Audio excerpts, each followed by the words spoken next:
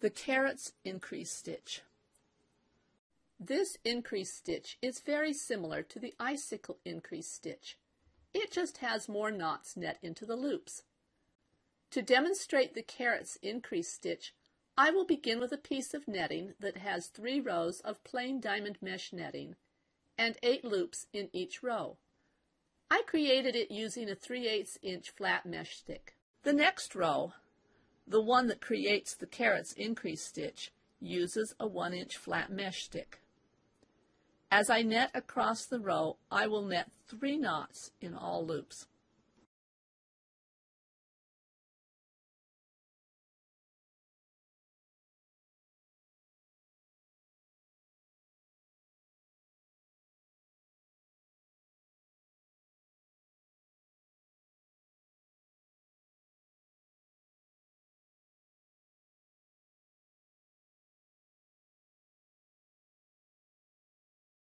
If you look carefully, you can see the 3 knots in the loop.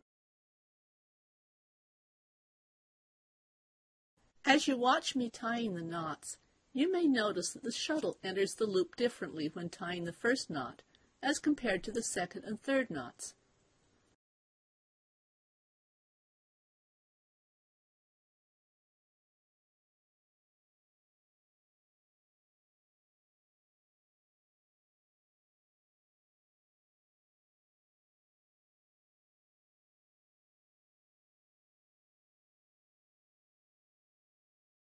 With the first knot, the shuttle enters the loop from the left side of the loop.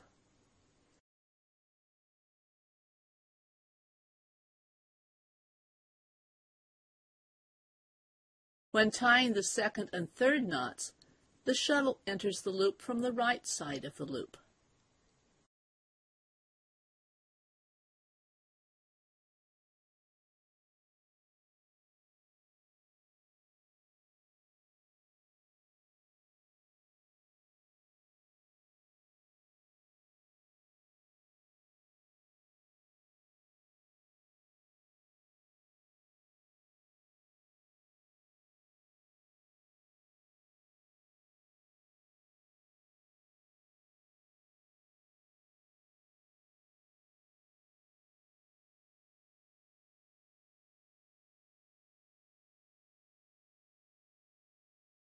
Once you reach the end of the row, you have finished one variation of the carrots increase stitch.